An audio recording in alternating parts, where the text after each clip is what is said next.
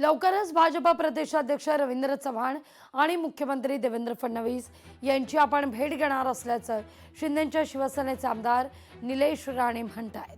मी कुणावरही वैयक्तिक टीका केलेली नाही असंही निलेश राणे यांनी पत्रकार परिषद घेत स्पष्ट केलेलं आहे।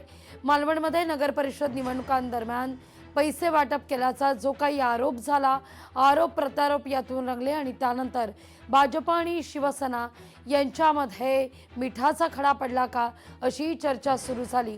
या सगळ्या मुद्द्यावर आता स्वतः निलेश राणे यांनी पत्रकार परिषद घेत आपण तक्रार मागे घेणार नाही, पण आपला म्हणणं निश्चितच रवींद्र चव्हाण यांना भेटून किंवा मुख्यमंत्री देवेंद्र फडणवीस यांना भेटून आपण आपली भूमिका स्पष्ट करू अशी भूमिका निलेश राणे यांनी घेतली आहे।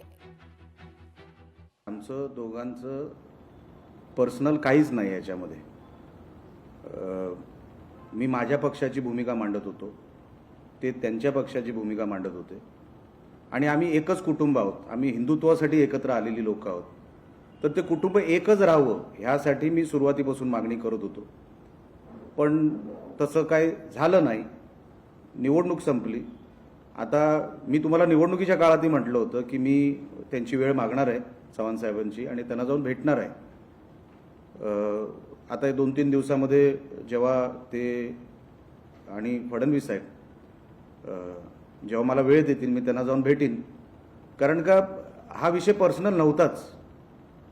आणि जसं मी बोललो की आम्हाला पुढच्या सगळ्या निवडणुकीमध्ये ही जशी निवडणूक झाली तशी परत कुठलीच निवडणूक होता कामा नये। आम्ही एकत्र लढलं पाहिजे। तक्रारी मागे घेणार नाही।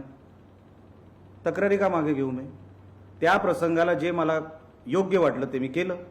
अच्छा, मी जर तक्रार मागे घेतली, ज्यांच्यासाठी मी तक्रार केली त्यांच्यावर अन्याय होणार नाही का? मी कशाला तक्रार मागे घेऊ? अच्छा, मला कोणी बीजेपीतून तक्रार मागे घ्या असं पण कोणी सांगितलेलं नाही। जे मी केलं ते 100% छाती ठोकपणे केलं। माघार घ्यायचा काही संबंध नाही। अच्छा, मला कोणी सांगितलंही नाही, उलटा असंही सांगितलं कदाचित निलेशने केलं असेल तर योग्यच केलं असेल, कारण का तो काही चुकीचं करणार नाही असं काही ठिकाणी बोललं गेलं बीजेपीमध्ये।